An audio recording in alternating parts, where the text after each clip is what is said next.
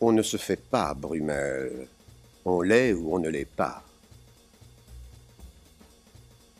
Brumel s'était donné uniquement la peine de naître. Mais pour se développer, il fallait encore l'avantage d'une société très aristocratiquement compliquée. Quand la vanité est satisfaite et qu'elle le montre, elle devient de la fatuité. C'est le nom assez impertinent que les hypocrites de modestie, c'est-à-dire tout le monde, ont inventé par peur des sentiments vrais. Seulement cette fatuité, commune à tous les peuples chez qui la femme est quelque chose, n'est point cette autre espèce qui, sous le nom de dandysme, cherche depuis quelque temps à s'acclimater à Paris. L'une est la forme de la vanité humaine, universelle, l'autre d'une vanité particulière et très particulière, de la vanité anglaise. C'est la force de l'originalité anglaise, s'imprimant sur la vanité humaine qui produit ce qu'on appelle le dandysme. Ôtez le dandy, que reste-t-il de Brumel? Il n'était propre à n'être rien de plus, mais aussi rien de moins, que le plus grand dandy de son temps et de tous les temps. Il le fut exactement, purement, on dirait presque naïvement si l'on osait. Dans le pêle-mêle social, qu'on appelle une société par politesse, presque toujours, la destinée est plus grande que les facultés ou les facultés supérieures à la destinée. Mais pour lui, pour Brumel, chose rare, il y eut accord entre la nature et le destin, entre le génie et la fortune. Brumel n'eut point ce quelque chose qui était chez les uns de la passion ou du génie, chez les autres une haute naissance, une immense fortune. Il gagna cette indigence, car, réduit à la seule force de ce qui le distingua, il s'éleva au rang d'une chose. Il fut le dandysme même. Il était né, comme disent les Anglais, avec une cuillère d'argent dans la bouche. Il avait pour lui ce quelque chose d'incompréhensible que nous appelons notre étoile, et qui décide de la vie sans raison ni justice. Mais ce qui surprend davantage, ce qui justifie son bonheur, c'est qu'il le fixa. Ses triomphes eurent l'insolence du désintéressement. Il n'avait jamais le vertige des têtes qu'il tournait.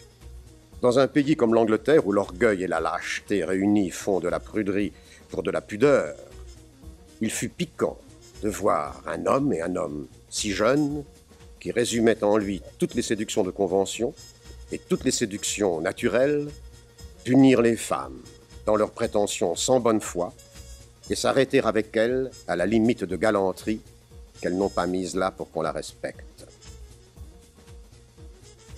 C'est pourtant ainsi qu'agissait Brumel, sans aucun calcul et sans le moindre effort. Pour qui connaît les femmes, cela doublait sa puissance. Parmi ces ladies altières, il blessait l'orgueil romanesque, il faisait rêver l'orgueil corrompu. Roi de la mode, il n'eut donc point de maîtresse en titre. Il fut un sultan sans mouchoir.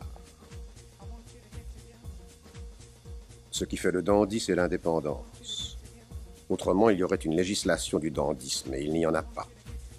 Tout dandy est un oseur, mais un oseur qui a du tact, qui s'arrête à temps et qui trouve, entre l'originalité et l'excentricité, le fameux point d'intersection de Pascal. Brumel, comme tous les dandys, aimait encore mieux étonner que plaire. Préférence très humaine, mais qui mène loin les hommes. Car le plus beau des étonnements, c'est l'épouvante. Sur cette pente, où s'arrêter? Brumel le savait seul. Il versait à dose parfaitement égale la terreur et la sympathie, et il en composait le filtre magique de son influence. Son indolence ne lui permettait pas d'avoir de la verve, parce qu'avoir de la verve, c'est se passionner. Se passionner, c'est tenir à quelque chose, et tenir à quelque chose, c'est se montrer inférieur. Mais de sang-froid, il avait du trait, comme nous disons en France. Ses mots crucifiaient. Seulement, son impertinence avait trop d'ampleur pour se condenser et tenir dans des épigrammes. Son action sur les autres était plus immédiate que celle qui s'exerce uniquement par le langage. Il la produisait par l'intonation, le regard, le geste, l'intention transparente, le silence même. Et c'est une des explications à donner du peu de mots qu'il a laissés. Mais Brumel va périr. Enragé de jeu, il perd des sommes immenses. Avec l'indifférence parfaite qui, dans ces occasions, était pour les dandys ce qu'était la grâce pour les gladiateurs tombant au cirque. Il s'acharne contre le sort, il emprunte. La malchance le poursuit encore, bref, l'heure du malheur allait sonner pour lui. Le soir même de sa ruine, le 16 mai 1816, il parut à l'opéra. Après l'opéra, la voiture qu'il prit fut une chaise de poste. Le 17, il était à Douvres et le 18, il avait quitté l'Angleterre. Il habita Calais plusieurs années. Sous le vernis de cette vanité, toujours en grande tenue, il cacha probablement bien des douleurs. En très peu de temps, ses ressources d'Angleterre s'épuisèrent.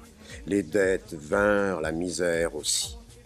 Il allait commencer de descendre cet escalier de l'exil dans la pauvreté dont parle Dante et au bas duquel il devait trouver la prison, l'aumône et un hôpital de fous pour y mourir.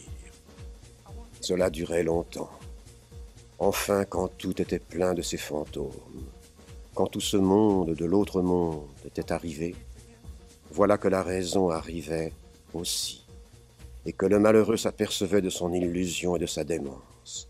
Et c'est alors qu'il tombait accablé dans un de ces fauteuils solitaires, et qu'on l'y surprenait fondant en pleurs.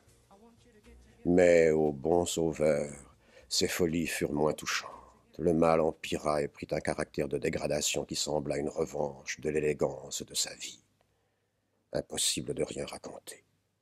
Affreuse ironie du terrible railleur caché au fond des choses, qui finit par avoir son tour dans la vie légère de ceux qui ont le plus raillé.